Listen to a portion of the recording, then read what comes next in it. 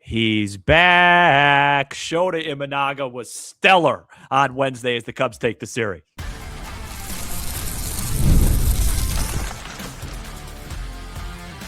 You are Locked On Cubs, your daily Chicago Cubs podcast. Part of the Locked On Podcast Network, your team every day.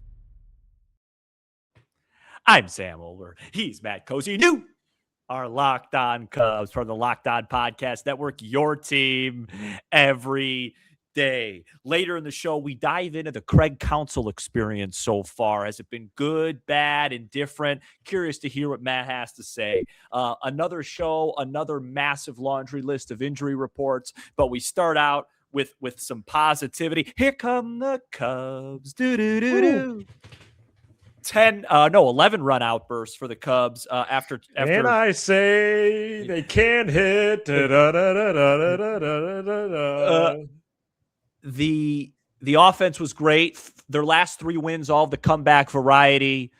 It was a really dominant performance against somebody that I think, despite his numbers, a tough pitcher, tough customer to face. I think he finished like 6th or 7th in the Cy Young last year. That was Luzardo. But Matt, I got to start with the starter tonight, Shota Imanaga.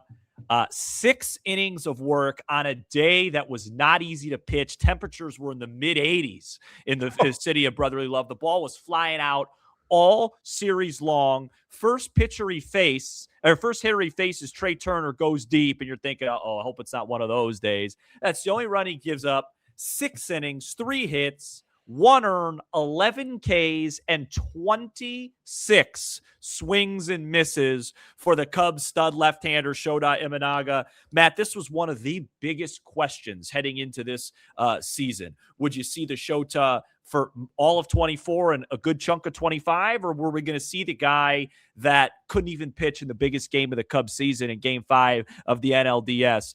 So far, so great.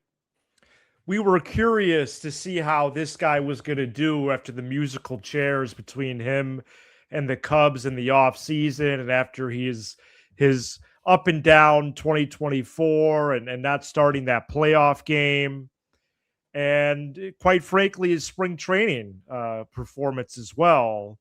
And he has been nothing short of remarkable thus far. And with the news of the last couple of weeks, Sam, his elevation as an important piece coinciding with his performance is highly, highly encouraging. And I really believe that this win we should take our time with, because it feels like the first real exciting time where you wonder about some possibilities, and maybe the wonder now starts turning into a little bit of reality on both sides of the ball. And Shota's last 3 starts, with your numbers included there, 17 innings, only 6 hits, 2 runs, only 3 walks, and Jack Bauer strikeouts, 24. This guy has been dominant at times. I don't get that reference. The TV show on Fox in the 2000s. Oh, sorry. Shota has been masterful Gilmore here. Girls. He's been fun to watch. He has that swag about him. He has that moxie, not to mention changing speeds, keeping hitters off balance, and this increased velocity, which we've heard about the last couple of weeks. It seems like it's real. It's here to stay. And really encouraging here for as the anchor right now of the rotation. Not only increased velocity, but maintaining velocity as well through his outings. I think he still was touching 93 in the 4th and 5th. His last start against Pittsburgh, he looked unbelievable as well. But you're like, all right, well, the wind was blowing in. But I said to myself, like, well, it doesn't matter if the wind was blowing in. He struck out 9 guys, and a bunch of guys were swinging and missing. But today I thought was a real test. I thought it was a real test, and he passed it with flying colors. And like you said, you said it. It's just even more important now with all the injuries, especially the ones we're going to talk about a little bit later on, that he looks like this. As far as the offense goes, this is what you envisioned, right? Like, Obviously, you're not going to score 10 runs every game, but going up against a guy that threw 7 shutout innings or 6 shutout innings last year against the Dodgers in the playoffs, like this is a guy that when he's right can miss a bunch of bats. Cubs weren't striking out against him. I think he struck out 4 and 5 1/3. They're moving the ball all over the diamond. They had a double steal that I think really threw him off and threw the rhythm off of the game early on. Matt Shaw, 3 doubles. Nico Horner, 5 RBIs out of the leadoff spot, 3 more hits. He's been as steady and as good as any player in the game of baseball to start out the year early on. It was really good to see. And Dansby's starting to get some results. This offense is starting to heat up. Yeah, they blow them out 2 days in a row. And this is what we thought was in there. And I don't think it takes one game to break out. I do think it takes 2. I think it may take 3. But you see them do damage against Nola. They do damage against their bullpen. And you do damage against a really, really tough lefty in Luzardo. We're really at eventually in those mid to late stages of the game, they just peppered the baseball around the diamond. They hit home runs, and they crushed them. They crushed them 2 days in a row. And, 21 runs on 30 hits and 8 walks is something that, yes, we're going to take note of. And yes, the opponent matters in this case, as you hinted at there. And we'll get later in the show, Jed Hoyer, before the game, mostly talked about the pitching, but he addressed the offense too, and he called it zero concern. I didn't, agree with that entering today's game, but man, is that concern subsiding? And I keep bringing up Fangraphs and baseball perspective, Pacoda and everybody else. All these systems that love the Cubs offense. Unless my TV was broke, I wasn't seeing that. But a lot of these systems have the Cubs, Sam, projecting the rest of the year as a top 5 offense. Fangraphs going into not only today but the series had them 3rd behind only the Dodgers and Yankees. If that happens, that's going to be a major story, and I just want to enjoy it. They have broken out, it seems. Nico Horner is one of the best players in baseball. Fun with small samples. You have Nico 5 for 11, these 2 wins. Bregman 4 for 9. PCA 4 for 8. And then you got Shaw, Kelly, and Ballesteros and Swanson, all 3 hits apiece. So, it's just another highly encouraging part of this right now. I think it also helps to win the series. I also think it helps to get to a ballpark where it's not freezing and it played to hitters. They had a good hitters day at Wrigley on Sunday. They scored some runs, and then 3 straight good hitters days in Philly. And to be fair to them, I actually thought they did a pretty good job in the opener against Sanchez. They just obviously Assad just got crushed, so it didn't really matter. Yeah. So it's really 4 pretty good offensive showings in a row. To me, I want to address one thing before we move on. I really don't like when Ballesteros gets hit for in the 6th inning of a game. But I've never had a problem. I don't think he should be starting regularly. Like Shaw deserves chances versus lefties too. I just think of the 6th inning of a game where a righty starts, if it's not a high leverage spot, it seems a little overly aggressive to me. But I was glad to see Shaw get his opportunity today against a tough lefty, and maybe have like the best offensive game of his career. I mean, I don't maybe 3 doubles. I know he had some, maybe he had a 2 home run game last year. I can't remember, but at least up there, he had a ball 107 miles an hour. So good to see, great to see. And this team needed a performance like that, especially with what's going on the injured list for their team. We send you a full update on that, not to bring the mood down at all, but it is pretty newsworthy. We're going to get into that coming up next.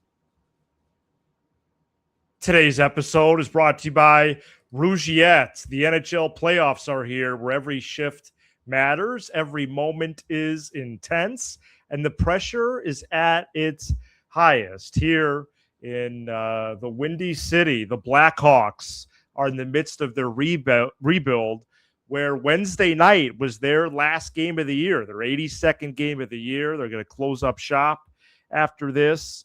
Connor Bedard entered the last contest of the season, 73 points, top 40 in the NHL. We'll see if the Hawks can take a step up in the 26-27 season. And just like performance matters on the ice, it matters off the ice too. That's where Rougiette comes in. It offers treatments designed to help you get ready and stay ready when it matters. Their top option, Rougiette Ready, combines clinically proven ingredients in a simple mitt that dissolves under your tongue. It works fast, often in about 15 minutes, and can last up to 36 hours. It's all about confidence and feeling like yourself. Again, head to rougiette.com/lockedonnhl and get 15% off your ED treatment. That's Rougiette, RUGIET.com/lockedonnhl for 15% off. Rougiette, performance medicine for men. This episode is brought to you by Indeed Sponsored Jobs. Workplace chaos, deadlines stacking up, inbox overflowing, and the one position you have to fill still sitting open. When the pressure's on and you need the right hire, this is a job for Sponsored Jobs. Indeed Sponsored Jobs helps you reach the people who actually fit what you're looking for. Skills, experience, location, so you're not just hoping the right candidate stumbles across your post. And here's a stat that says it all. In the minute I've been talking to you, companies like yours made 27 hires on Indeed, according to Indeed data worldwide. So if you're hiring, spend less time searching and more time interviewing candidates who check all your boxes with Indeed Sponsored Jobs. Spend less time searching and more time actually interviewing candidates who check all your boxes. Less stress, less time, more results. When you need the right person to cut through the chaos, this is a job for Indeed Sponsored Jobs. And listeners of this show will get a $75 sponsored job credit to help get your job the premium status it deserves at Indeed.com/podcast. Just go to Indeed.com/podcast right now and support our show by saying you heard about Indeed on this podcast. Indeed.com/podcast. Terms and conditions apply. Need to hire? This is a job for Indeed Sponsored Jobs. We are back here on Locked On Cubs. Thank you for making Locked On Cubs your first listen of the day. If you haven't already, go check out our new Everydayer Club, which includes ad-free episodes and more. Go to lockedoncubs.supercast.com or check the link in this episode description. All right. A lot of injuries here. The big news, I guess the biggest news of the day was that Cubs reliever Porter Hodge, who had a breakout campaign in the 2024 season, struggled up and down last year in 25. He's going to be out for the season. He's going to have a UCL surgery. Add him to the list, unfortunately, with Cade Horton last year, Justin Steele with these UCL surgeries. I would go as far as to say almost not as big a news because it's not the year and there's a positive outlook, but Jaxon Wiggins, remember we talked about him skipping a start last week, and they said they were going to be cautious with him. He's going to go to the injured list with elbow inflammation. They're optimistic about it, but that's not good. It just isn't. Elbow inflammation, just of a pitcher that's as young as him. That's just not good. Matt, can I give you a list of the pitchers on the Cubs? Yeah, sure. On the Cubs 40-man roster currently on the injured list? Matthew Boyd. I think it's upwards of like 7 or 8. Matthew Boyd, who has a rehab start tomorrow, and if that goes well, he should start, I believe, middle of next week against these Philadelphia Phillies. Yeah, I think on Wednesday. Yep. Hunter Harvey, his update was not good. That could be a couple of weeks. We just talked about Porter Hodge. Remember Gavin Hollowell? He was having a really nice spring training. He's on the injured list. Cade, of course. Phil Maton. Shelby Miller, who they acquired coming off of an injury. Oh, wow. I forgot about him. Ethan Roberts, who had a finger laceration. Did you hear about this, by the way? I did. It was a medicine ball, something about the 9th throw out of 10. Well, Craig said there was a vent that came off the wall and cut him. It's crazy. Justin Steele, of course, and then Jordan Wicks. Those are the guys. And that's not including a bunch of guys that aren't on the 40-man in the minor leagues. Where'd you like to start with these? Well, including Wiggins, who last week their director of player development said they were sitting him out for strategic reasons. Yeah. And so was that? Did they lie? I don't know, but Right. it's really it's dire. It is dire. And Jed Hoyer made himself available after a road series finale. Which is rare. It's rare. It's not unprecedented. I'm Yeah. not going to, be all hyperbolic, but it is. It's rare. They could have just waited the 48 hours, at Wrigley, back at Wrigley Friday. Yeah, to do like an 11 a.m. session at Wrigley before the 120. Yeah, but there's a lot to address here. And, you read the names of the pitchers on the IL. Let me read you the current bullpen. Palencia, Thielbar, Milner, Brown, Martin, Webb, Rollison, and Little. Three of these brothers weren't even they weren't even on the team to open the year. They've already switched them out. It seems like more, to be quite frank. Man, the bullpen on paper it's a tough situation. I hope they can stay afloat. I hope it's a short stint for like a Maton. If it's not for Harvey, I hope it's short for Roberts, if it's not for whoever else. The Wiggins thing is bothersome. Really going to be keeping close tabs on that, as much info as we can get, because you don't want that to be a long-term thing. And then they keep, reminding us, we're doing it because it's early in the season. Well, if the calendar turns to Memorial Day and he's not pitching, is it still early?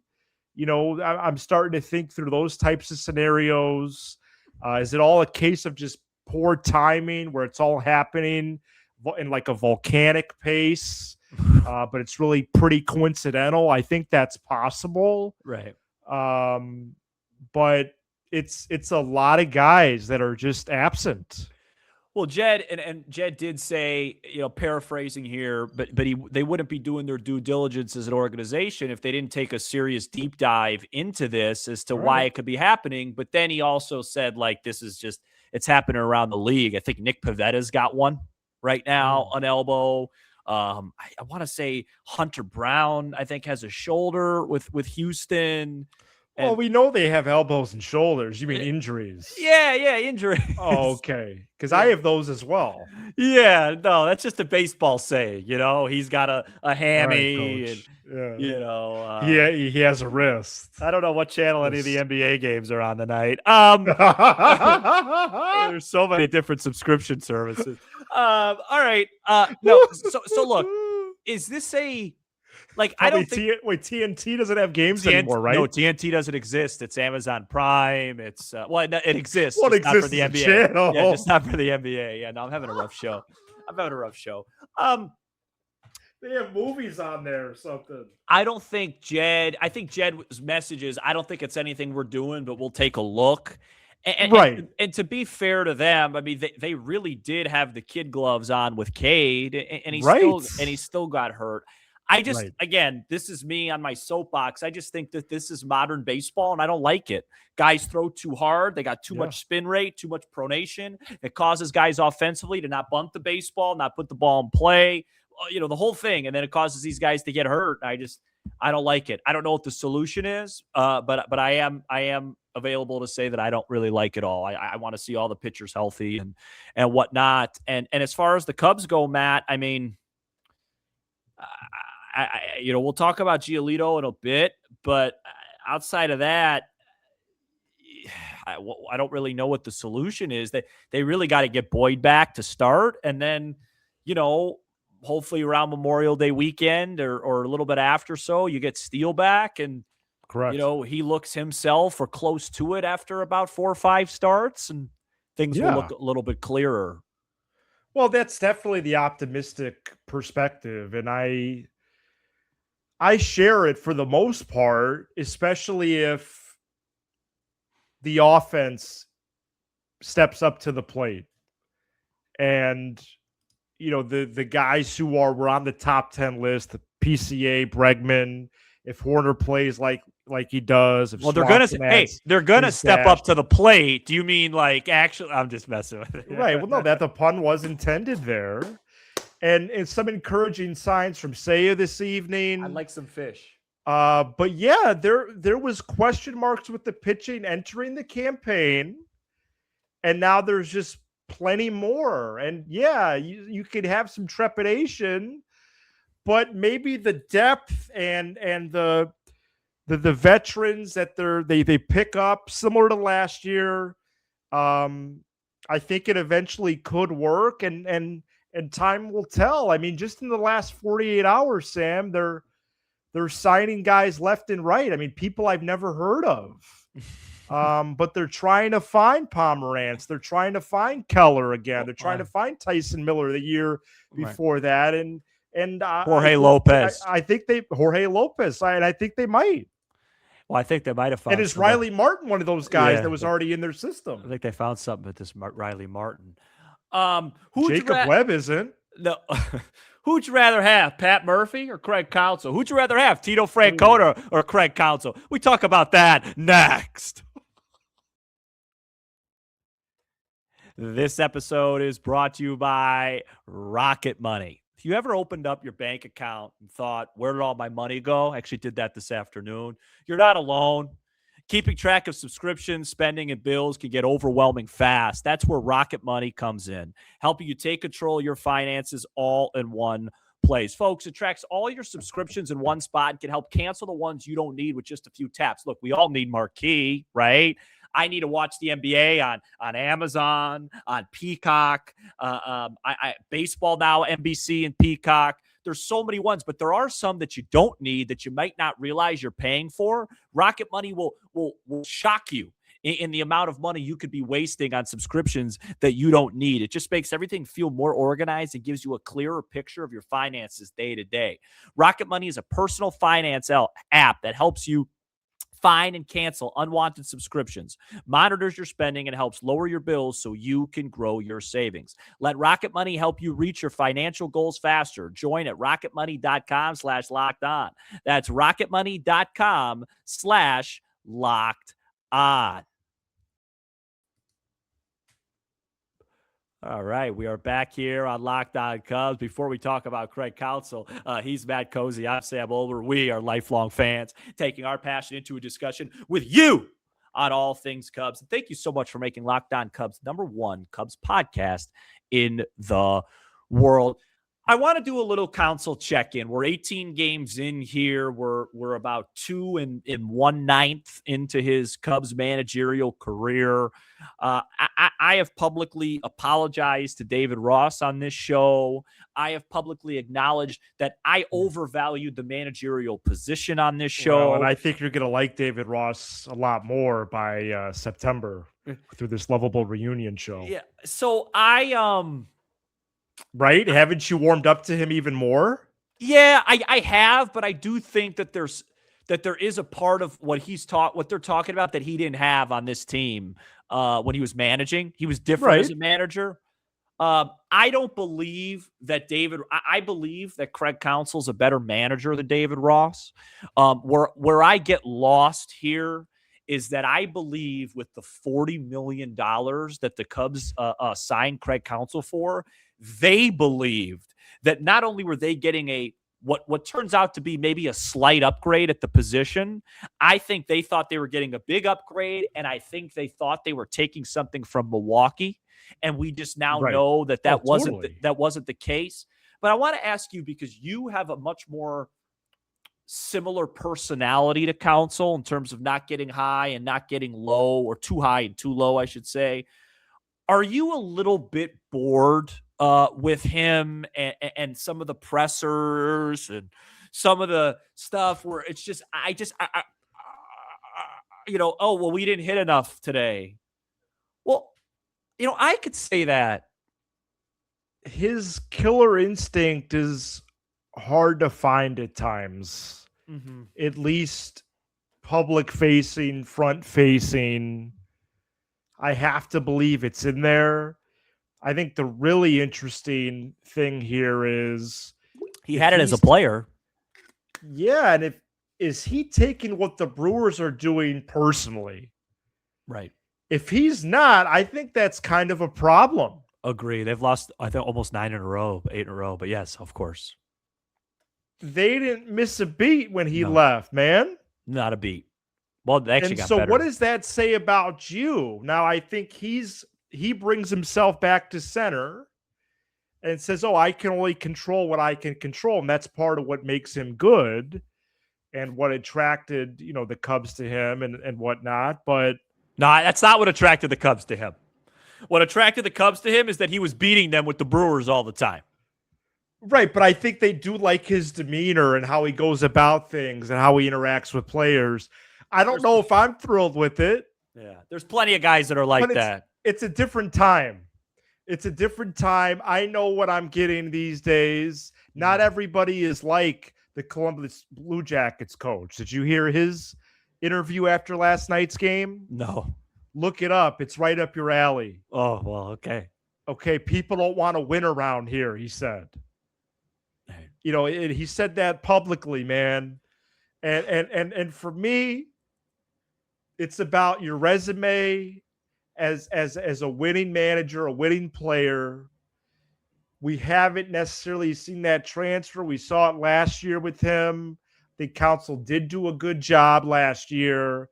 But yes, if you're still looking for something in the personality department, you're going to have to go to another store down the street. Well, because that's not really what he's here to do.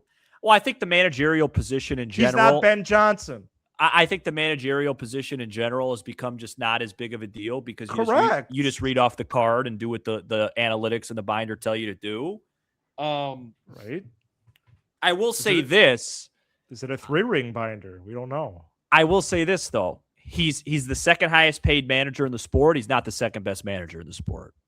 Sure. I think he's a fine manager. I would describe him as fine. He's all right. He's fine. A fine manager of the Chicago Cubs. Yeah. Monsanto. Yeah, no, he's fine. I used to say that. He's fine. But this idea that we got some sort of, and again, there was nobody that was banging the table harder for me saying it, that we got some sort of game changer. It's the biggest miss I've had on the show. I think about it daily. Oh, wow. We do a show every day. We're always all right. I think that's enough on Counsell. I really don't want to go to bed this early. Yeah, okay. I really appreciated that you gave a shout out to Nick Cozy and V and their baby. Yes, I believe the baby was born. Was the baby born Monday or Tuesday? The 14th. Okay, 14th. so we both had babies on Tuesday nights against the Phillies, in which the Cubs trailed and eventually won that game. Isn't that crazy? That is that's so strange, but so awesome. I better look at the next time the Cubs play Philly, because who knows? in Philly, of course. You're next. Oh, well, look good. There'll be a lockout next year. Last thing before we go. Are the Cubs going to sign Giolito? Let's just put it there. I think they might. All right. I think they should. Yeah. I know it might cost $8 million. $8 million? Yeah, I think so. I think they should strongly consider. Is that prorated? I believe so. I'm convinced myself they should do it. I mean, you want me to read you the bullpen? He's not going to pitch there. I know, but then you could put Assad in there. Sorry. Okay, Assad is like a 7th or 8th starter. How often is he going to take a spot in the rotation? He's not going to the bullpen. That's it. He's either in a starting rotation or he's in the minor leagues. What? He can't replace Ryan Rollison in the bullpen? Yeah, I guess right now he probably would.